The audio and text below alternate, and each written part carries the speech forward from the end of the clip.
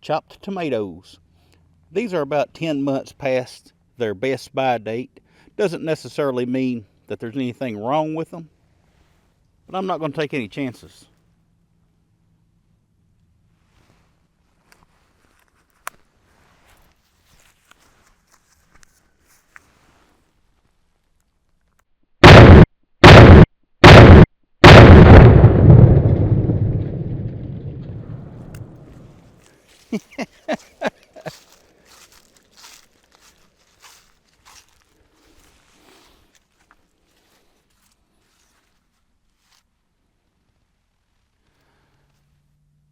Hello guys and gals, Buffalo here.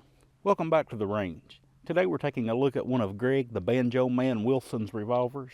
For you guys who are recent subscribers or new to the channel, Greg's daughter is actually the one that wrote and picks that banjo tune that I close my videos out with.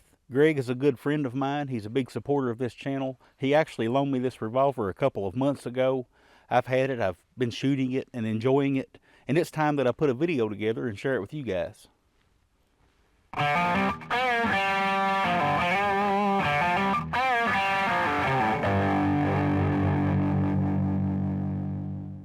Okay, so this is the Taurus Tracker 44.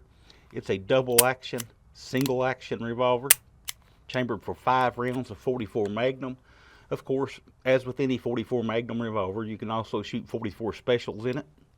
It has an alloy steel frame and cylinder with a 4-inch stainless steel barrel. And it's all covered in a matte black oxide finish. And these are available in all stainless as well. The advertised weight is 35 ounces, and on my scale, I get 35.2 ounces. So pretty darn close.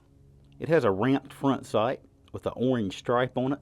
I can't tell if that's paint or if it's a decal stuck in there. It kind of looks like a little decal. But anyway, it is pinned in place.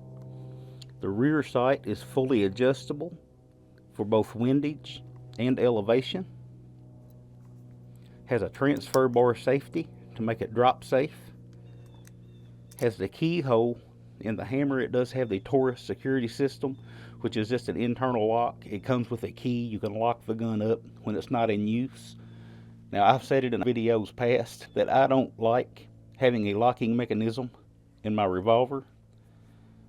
But I do find that if it's got to be there, I prefer the keyhole back here where it's kind of hidden than the way Smith & Wesson does it with that keyhole in the side of the frame. This way is just a little less obtrusive to me. Has a nice wide trigger face, and the action is fairly smooth on this one.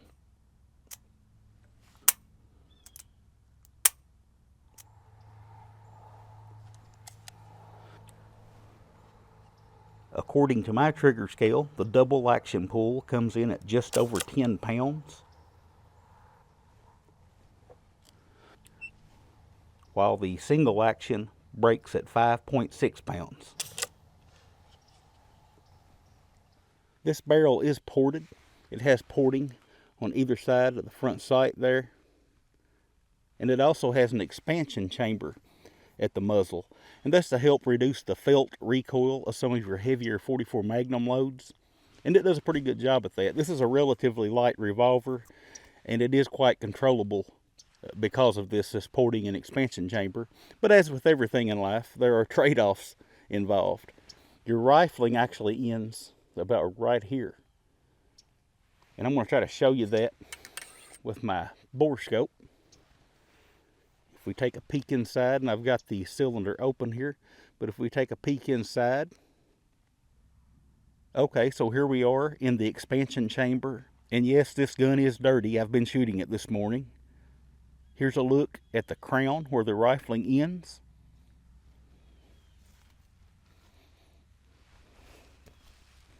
Here we see the porting from inside the expansion chamber. So it's basically a 3-inch barrel with an integral break, and your ballistics are going to reflect that.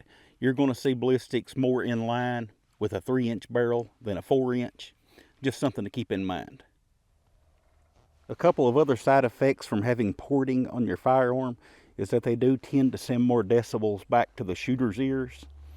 and they can also amplify muzzle flash. Now these rounds shouldn't have much muzzle flash. These are some of my reloads, and they're loaded pretty mild for 44 Magnum.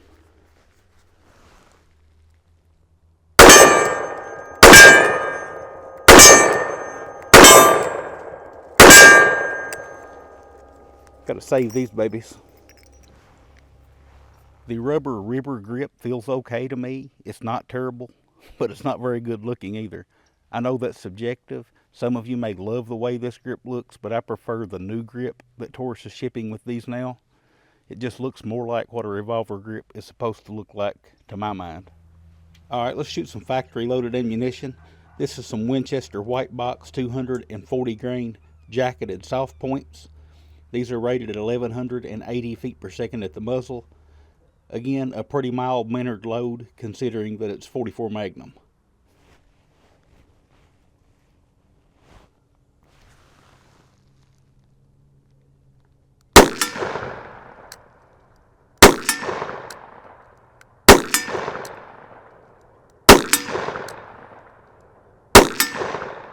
I do notice every now and then a little bit of a hitch in the action of the trigger pull. It doesn't do it every time, just does it every now and then, but it feels like it wants to hang up or lock up and then it'll let go. So don't know what that's about, but it is something I'm noticing.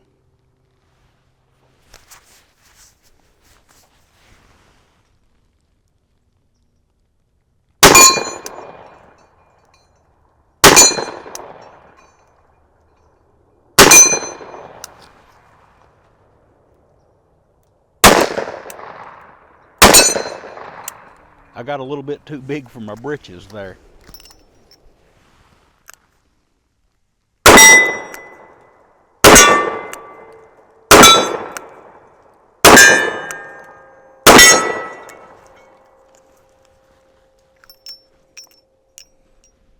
Alright, I can't have a 44 Magnum here at the Buffalo Range and not shoot something a little more serious through it. We're going to take a big step up in power. I've got some Buffalo Bore 305 grain hard cast here. This is option 4A on the Buffalo Bore website, and they claim it is suitable for any steel frame revolver in current production. So I'm going to give these a try.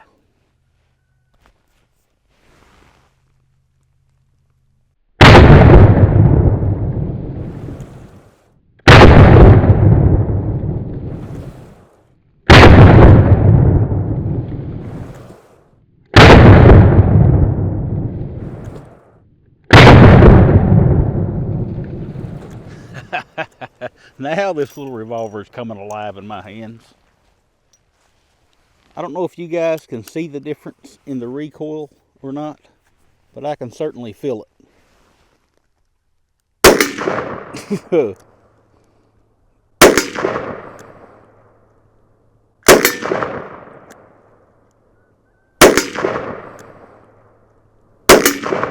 Yes, yes, as my buddy Greg would say.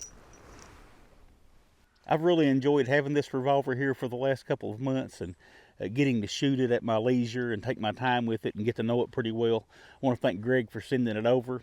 After this video, I'm going to be getting it right back to him. Now, these 5-shot 44 Magnums, these medium-sized 44 Magnums like this can be a handful to shoot. They're hard to shoot well because of the recoil. There's not a whole lot of gun there to absorb that recoil, but this ported barrel and expansion chamber that Taurus uses on this tracker model does a good job of helping to mitigate that felt recoil.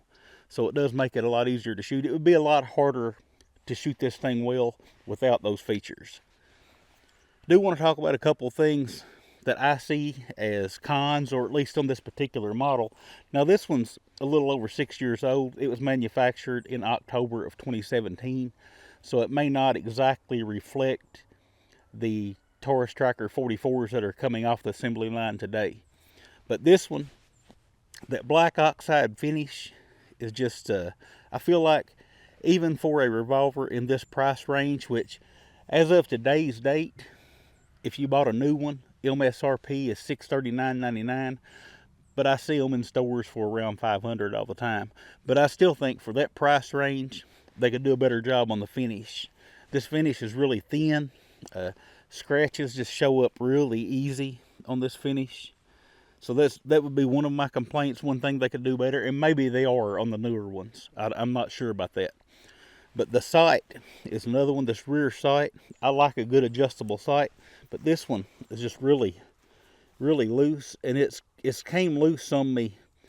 It's shot loose a couple of times while I've had this revolver, and I've had to make adjustments. I'll make my adjustment, and then after 30 rounds or so, I'll notice my point of impact keeps drifting, and it's drifting left until I'll notice that my sight has drifted, and I'll have to readjust my rear sight. So this sight on this one tends to move by itself. Wish it didn't. Don't really care for that. The other thing is the action on this one. It is smooth.